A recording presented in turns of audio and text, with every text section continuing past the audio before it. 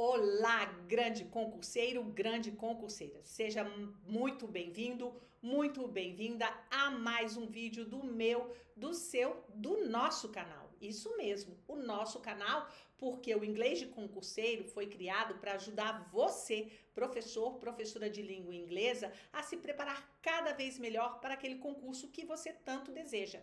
Portanto, aqui você não pede concurseiro, concurseira, você manda.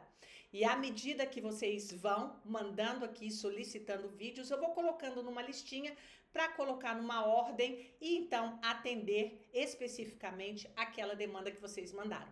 Recentemente, recebi aqui uma solicitação para fazer um vídeo sobre a banca Facete, tá?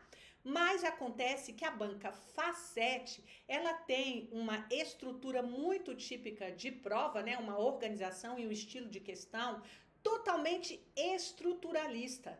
O que é uma prova estruturalista? É uma prova que concentra as suas questões em assuntos de conhecimentos linguísticos, tá?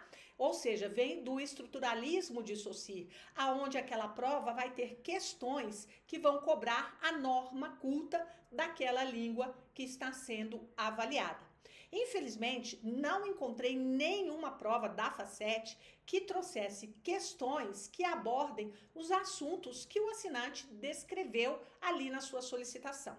Mas olha, você não vai ficar sem resposta não, tá? Eu vou aproveitar a questão dos conteúdos que você mandou para analisar e comentar questões da banca Consulplan, que aplicou uma prova agora em abril para a Prefeitura de Nova Iguaçu, no Rio de Janeiro. Isso também foi um pedido aqui da assinante e essa prova, ela tem exatamente questões de conhecimentos teóricos metodológicos que são citados ali pelo assinante na sua solicitação, no seu pedido, tá?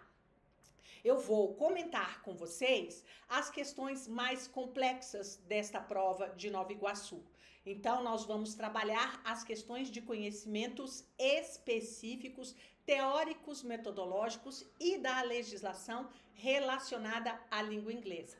Por isso, eu não vou comentar toda a prova, mas eu vou deixar a prova aqui na descrição do vídeo, caso você queira responder a essas questões e depois voltar ao vídeo para olhar os comentários, né, a análise desse gabarito, tá certo? Vamos então começar a nossa análise? Bem, pessoal, então vamos começar aqui na questão 36, fazendo a leitura, né, da instrução para a gente encontrar a resposta correta. E aqui na instrução, deixa eu pegar a caneta direitinho para a gente poder fazer isso. A instrução diz o seguinte: é dever do professor considerar como ponto de partida da sua ação educacional o conhecimento que as crianças já têm consigo, ok? The ones, ou seja, os conhecimentos gerados em uma variedade de experiências social, cognitiva e afetiva, tá? Então, é dever do professor, tomando como ponto de partida, considerar o conhecimento que as crianças já têm. Aquele conhecimento, aquela variedade de conhecimento social, afetivo e cognitivo, as experiências, às quais elas já foram expostas, com o objetivo de detectar o conhecimento prévio do aprendiz, o que é uma tarefa difícil, né? O que é uma tarefa difícil considerando-se quanto mais jovens são as crianças, né? Os professores devem estabelecer estratégias didáticas tais como... Então, o que ele quer saber aqui? Ele quer saber o que o professor deve fazer para que ele possa reconhecer o conhecimento que os estudantes trazem para a sala de aula. Olha, a melhor forma de você fazer isso não é aplicando testes, tá? Porque você aplicando testes, você vai ali delimitar as respostas. Dar suporte psicológico, tão pouco, porque isso não tem nada a ver com a sua função, né? Você não tem um preparo profissional para isso. O professor, pelo menos, não tem o preparo profissional adequado para isso. A fazer um inquérito familiar, fazer perguntas sobre a família, Não, gente, também não. Você não sabe lá como é que é a vida da criança e como que você pode deixar essa criança constrangida ao ficar fazendo perguntas sobre questões familiares. Então, a melhor resposta é a observação precisa dos seus estudantes, do seu alunado, dos seus learners, ok? Accurate aqui é informação precisa, observação precisa, observação correta. Continuando ali, na 37, temos mais um pequeno texto, de novo com uma resposta curta. Tem que ler o texto inteiro? Tem, porque a gente tem que achar dentro deste parágrafo aonde estão as palavras que vão nos trazer ali alguma pista de qual seria a resposta que o examinador está querendo, tá? Então, começamos assim. Os vários níveis de organização linguística que as pessoas desenvolvem, tais como conhecimento de léxico, semântica, morfologia, sintaxe, fonologia, fonética, capacitam-nas para produzir sentenças, né, gente? Declarações, sentenças baseadas em convergências ou divergências entre a língua materna e a língua estrangeira alvo, ou seja, aquela língua que o estudante vai aprender. Obviamente, dependendo da estrutura da língua estrangeira que está sendo aprendida ou ensinada, né? Porque é o processo de ensino-aprendizagem. Em resumo, o compromisso do aprendiz com o discurso é mais fácil porque este tipo de conhecimento, ou seja, quando ele conhece a língua materna e relaciona com a língua que ele está aprendendo, ele pode, esse conhecimento pode relacionar, pode ser base, esse cornerstones aqui é traduzido como base da consciência linguística. Isto é, incluindo a percepção de que a língua materna tem grande valor no processo de ensino-aprendizagem da língua estrangeira, por sua natureza metacognitiva. Também, pelas escolhas específicas do discurso que vão levar a atenção para como as representações do discurso do mundo social acontecem em diferentes línguas. Então, aqui ele quer saber o seguinte: a informação dada é compatível com o quê? Com conhecimento do mundo, conhecimento sistêmico, conhecimento afetivo ou conhecimento da organização de texto? Bom, pessoal, conhecimento do mundo a gente já sabe que é conhecimento prévio, tá relacionado com a outra questão. Conhecimento sistêmico é o conhecimento do sistema da língua, né? Então, aqui quando ele fala de conhecimento de léxico, de semântica, de morfologia, de sintaxe, de fonologia, de fonética, e quando ele fala de estrutura da língua estrangeira, ele está remetendo aqui à questão do sistema linguístico. Então, a informação acima é compatível com o quê? Com o conhecimento linguístico, conhecimento da estrutura da língua, tá bom? A questão 38 é uma questão que envolve o conhecimento da legislação.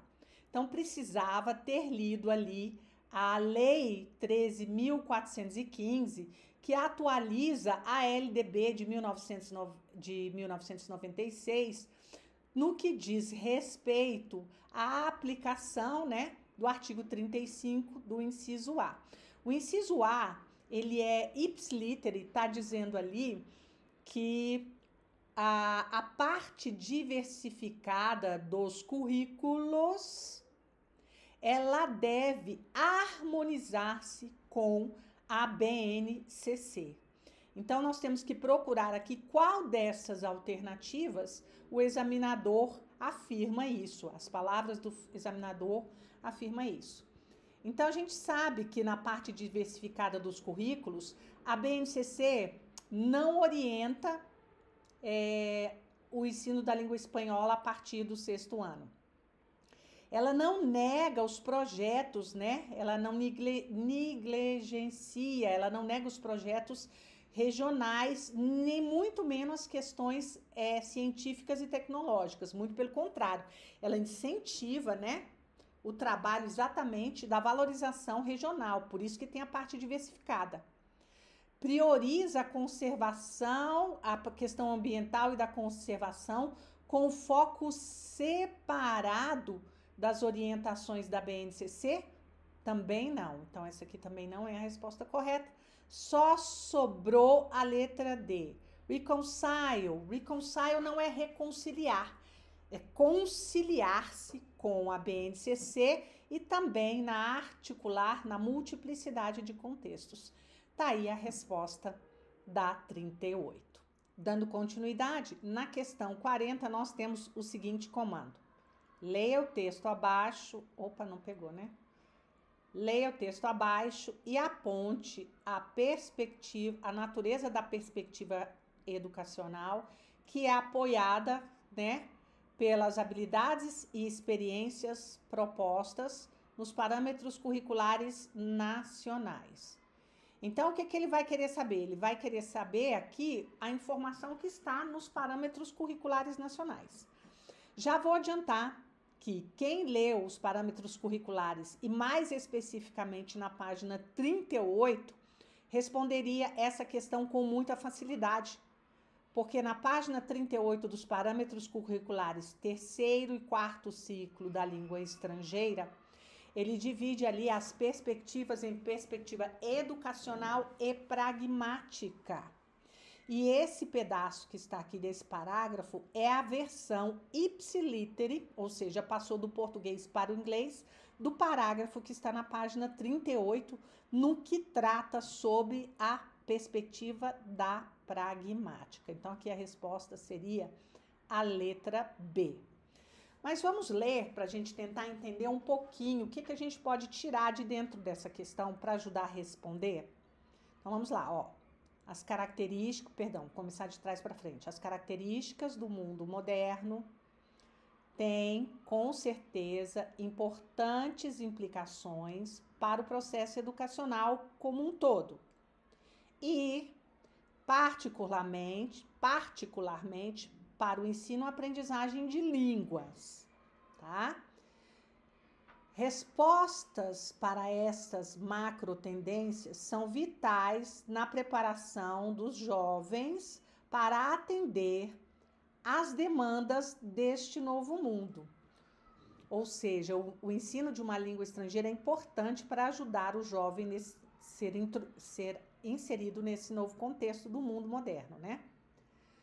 Considerando o ensino e aprendizagem da língua com o objetivo da participação ativa, é essencial que a comunicação não somente na língua materna, mas também numa língua estrangeira. O desenvolvimento das habilidades comunicativas em mais de uma língua é fundamental para o acesso à sociedade da informação.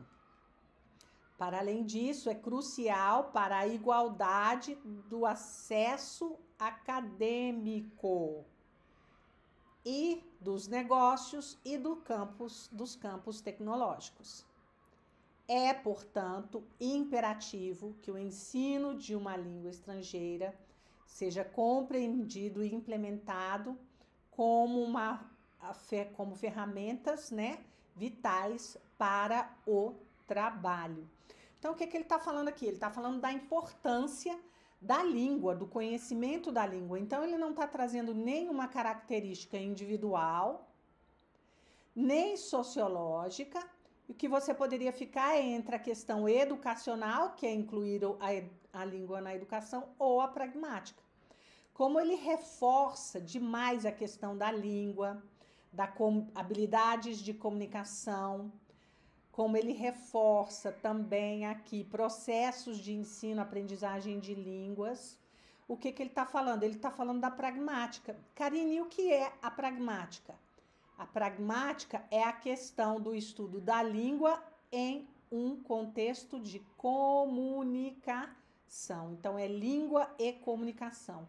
A língua utilizada para comunicação, letra B, pragmática. Seguindo na nossa análise das questões, aqui na 44 nós temos o seguinte comando. Read the text carefully. E é carefully mesmo, viu, pessoal? Vou explicar por quê. Go through the assertions related to it and choose the correct option. Então, olha só. Aqui a gente tem um pequeno texto que vai falar sobre a abordagem baseada em tarefas. E aqui nós temos as afirmações relacionadas ao contexto do texto, que nós vamos julgar quais delas aqui estão corretas em relação às informações que a gente tem. Por que tem que ler o texto atentamente? Porque algumas palavras que estão nesse texto, se não forem compreendidas por meio de um dicionário avançado de língua inglesa, a gente tem um pouco de dificuldade. Por exemplo, aqui a palavra while, cadê aqui a palavra? While. A palavra while aqui, ela não quer dizer enquanto, ela quer dizer uma vez que, tá? A palavra requirements são requisitos, né? A palavra assignments são tarefas, tá? Vai aparecer de novo aqui no texto em alguma parte, tarefas também. Uma outra informação importante para compreender o texto. TESOL Advantage, que tá tudo com letra maiúscula, está aqui, ó. Ó, é a afirmação de responsabilidade deste site da onde o texto foi retirado, entendeu? Então, quando ele diz aqui TESOL Advantage advocates, ou seja, defende, afirma, ele está falando que é a opinião do site. Então, esses são aqui alguns exemplos porque que você vai encontrar aqui várias palavras que a gente conhece com um sentido e aqui a gente precisa colocar um sentido mais avançado dessa palavra. Outra que eu achei aqui também, ó, addresses.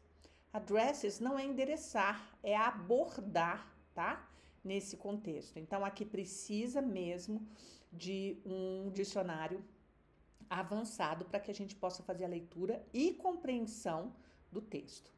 Então, vamos lá. Eu vou traduzir. Então, agora vocês já sabem que a tradução não é feita ao pé da letra, porque a gente não vai conseguir trazer a compreensão e a essência do texto, né?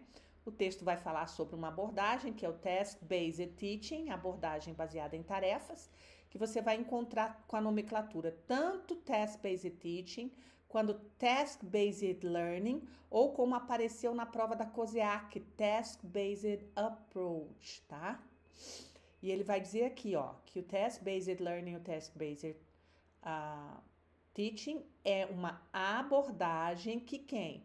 Que o TESOL Advantage, ou seja, este site, defende como a melhor prática quando se trata, quando se trata de ensinar a língua inglesa, tá? Então, esse when it comes é quando se trata. Aqui o while, né?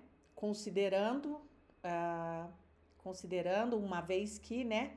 O TBT, os princípios básicos do ensino da abordagem baseada em tarefas são derivados, ou seja, originam-se de qual outra abordagem? Do Communicative Language Teaching. Como assim, Karine? Não entendi. Eles derivam? Sim. A abordagem baseada em tarefas, o professor vai dar uma tarefa e o estudante ou grupo de estudantes vai realizar aquela tarefa em uma determinada língua. E para realizar essa tarefa, o estudante vai usar algumas habilidades. Pode ser habilidade de speaking, de listening, de reading ou de writing. Não necessariamente todas as habilidades como são trabalhadas, tá? Essa é uma das informações. Então, uma vez, né, que os princípios do ensino do Task-Based Teaching derivam do Communicative Language Teaching, há algumas diferenças importantes. críticos do Communicative Language Teaching, ou seja, os críticos, têm levantado as seguintes considerações, as seguintes preocupações. São 4 preocupações. Qual é a preocupação deles? A primeira é que o professor pode se esforçar, não é pode lutar, é pode se esforçar muito com requerimentos não específicos do Communicative Language Teaching, ou seja, não vai delimitar exatamente o que vai ser requerido da abordagem comunicativa. Os professores frequentemente se preocupam sobre abrir mão, não é desistir, é abrir mão de muito controle durante os exercícios de Communicative Language Teaching. Muitos aprendizes que têm pouca motivação intrínseca para se comunicar, ou seja, que não têm motivação interna para se comunicar na língua estrangeira, e então podem se esforçar muito com os exercícios centrados no estudante. Tem que vir de trás para frente, tá? Porque o Communicative Language Teaching tem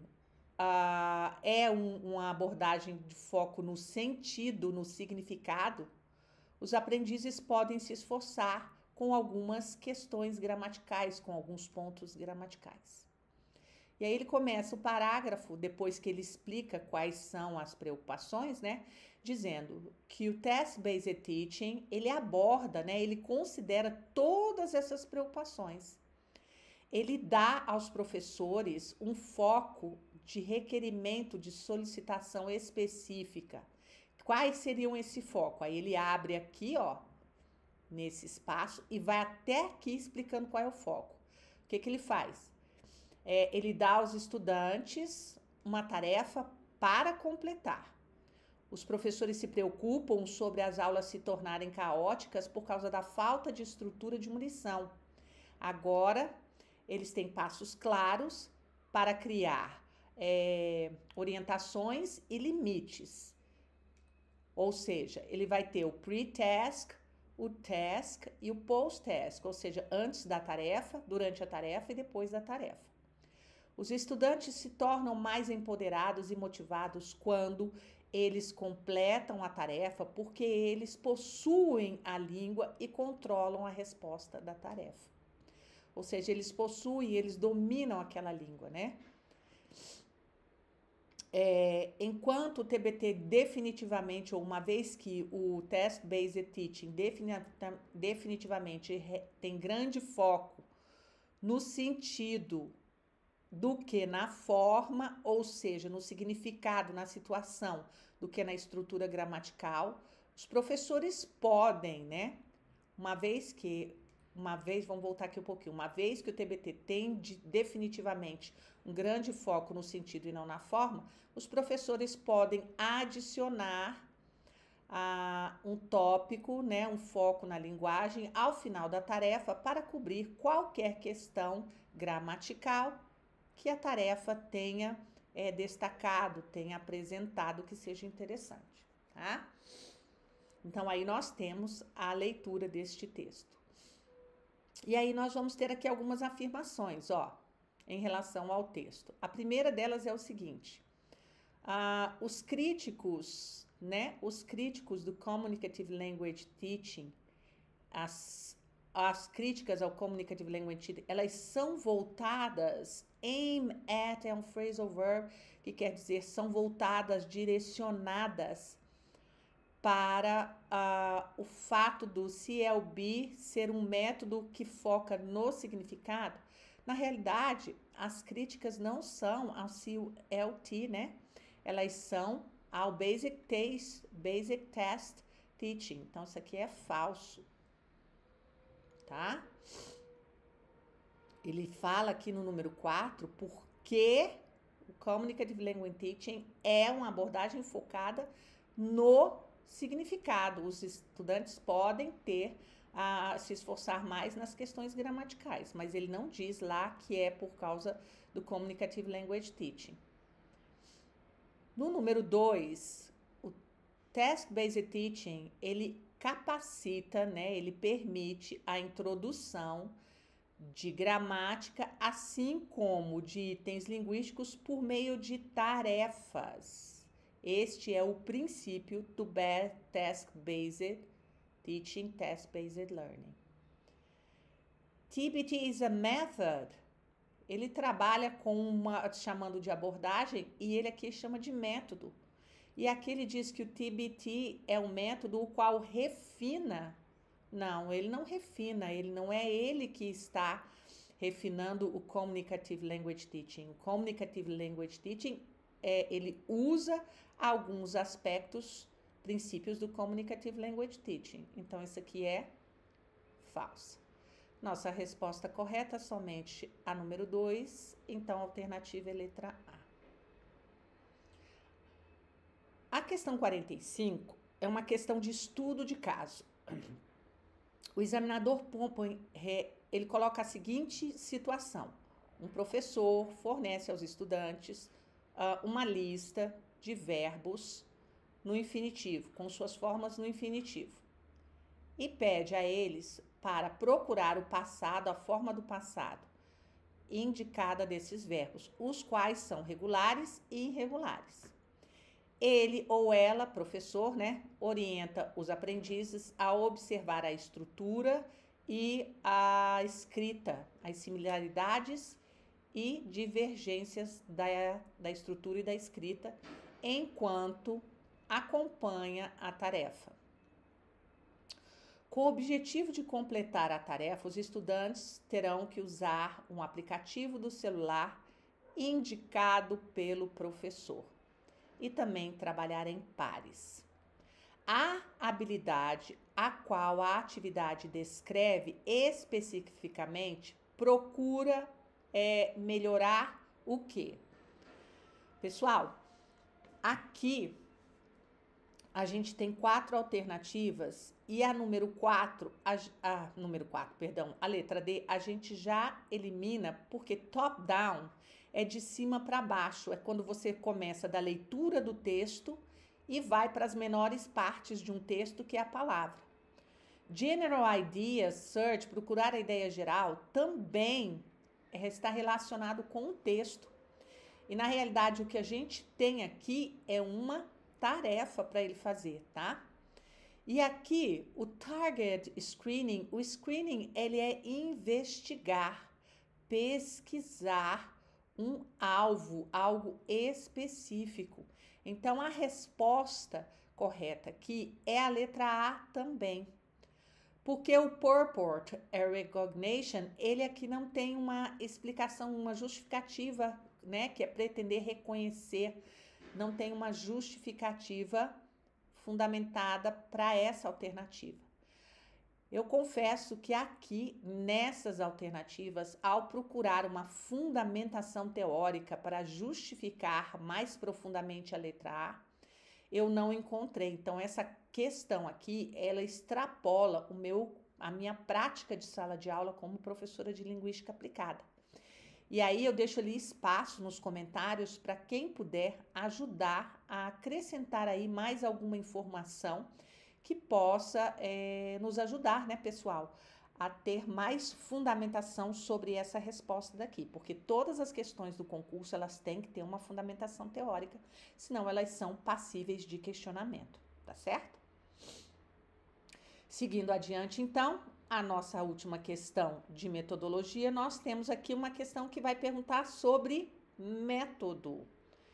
Então, o que ele quer? Ele quer que leia novamente a descrição e encontre o método ao qual se refere. A resposta do método ao qual se refere, ela está logo aqui na primeira frase deste longo parágrafo.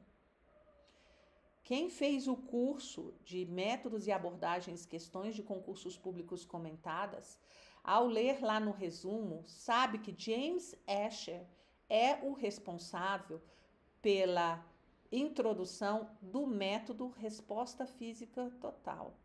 A resposta correta desta questão é a letra D. Depois aqui, em todo o restante do parágrafo, ele vai simplesmente ratificar, confirmar tudo que ele diz aqui, método que foi desenvolvido por James Asher na década de 60 É um método construído através da coordenação do discurso e ações aonde o professor dá os comandos na língua-alvo e os estudantes respondem com movimentos. Defensores deste método acreditam que os aprendizes aprendem, que os estudantes aprendem uma segunda língua da mesma maneira, da mesma forma que os infantes aprendem a língua nativa. Eles afirmam que muito do input, da informação linguística, input linguistic, que as crianças ouvem em forma de comando, as quais ativam, o seu lado direito do cérebro, então permite a eles responder, ser capaz de internalizar a língua imediatamente. E aí ele continua ainda dando exemplos, Aqui está uma boa lição do que é o que define o Total Physical Response. No primeiro dia de uma aula de língua inglesa para iniciantes, por exemplo, o professor pode inicialmente pedir aos estudantes que fiquem em pé, sentem-se, pulem, andem, se virem-se ou que parem. Mais tarde, os comandos podem incluir outras informações, como toque sua cabeça, escreva o número 3, aponte para a janela e caminhe até a porta. Uma vez que os estudantes se tornam mais avançados, o professor pode introduzir novos elementos linguísticos, tais como preposições. Caminhe entre o John e Mary. Adjetivos, pegue a caneta vermelha. Advérbios, fique atrás da cadeira, e vai desenvolver um conjunto de comandos mais e mais detalhados e informações complicadas. É exatamente isso que está descrito aí, o método Total Physical Response. Tá? E aí, me conta o que é que você achou dessas questões da prova da Consulplan para a Prefeitura de Nova Iguaçu, no Rio de Janeiro. Principalmente sobre a questão número 45. Para mim, particularmente, a questão de número 45 foi extremamente desafiadora. Desafiadora porque toda vez que eu comento, analiso alguma questão, eu gosto de fundamentar teoricamente a resposta correta daquela questão colocada para o examinador. Infelizmente, na questão de número 45, mesmo pesquisando na internet, nos meus livros, dentro de todo o conhecimento acadêmico, inclusive alguns colegas da área também, não consegui uma resposta que fundamentasse ali a alternativa correta. Portanto, se você tiver alguma informação que possa ajudar a fundamentar essa resposta, ela é muito bem-vinda para ajudar a todos nós aqui nesse canal. No mais, a Consulplan, ela é uma prova, Ela é uma banca que ela tem provas muito bem organizadas, muito bem formatadas, e é uma banca que ela gosta de concentrar as suas questões em conteúdos teóricos, metodológicos e de legislação. Só para você ter uma ideia, essa prova que nós vimos hoje era uma prova que na parte de conhecimentos específicos tinha 15 questões. Destas 15 questões, 7 estavam relacionadas com os conhecimentos teóricos e metodológicos e a legislação. E dentro dessas 7, 2 questões, uma sobre métodos e outra sobre abordagens, Ou seja, é muito difícil não cair esse assunto nas provas de concursos públicos, está cada vez mais recorrente. Uma outra característica interessante é que a Consulplan, de uns anos para cá, ela vem modificando o enunciado das suas questões. Eles são enunciados mais longos, que trazem textos teóricos metodológicos, e aí você tem as respostas mais curtas. Estes enunciados mais longos fazem com que o candidato ou a candidata tenha que ler com muito cuidado, com muita atenção, os textos para fazer uma boa interpretação e assim encontrar realmente a resposta correta. Bom, essas são algumas observações, mas você pode ficar à vontade para tecer os seus comentários aqui logo depois da descrição do vídeo. Eu quero então dizer, por último, mas não menos importante, que se esse vídeo te ajudou, considere deixar o seu like, compartilhar. Se você ainda não é inscrito, seja muito bem-vindo. Se inscreva se você gosta desse tipo de conteúdo que é publicado por aqui. Quero agradecer a sua audiência, a sua paciência e vejo vocês no próximo vídeo. Tchau, tchau!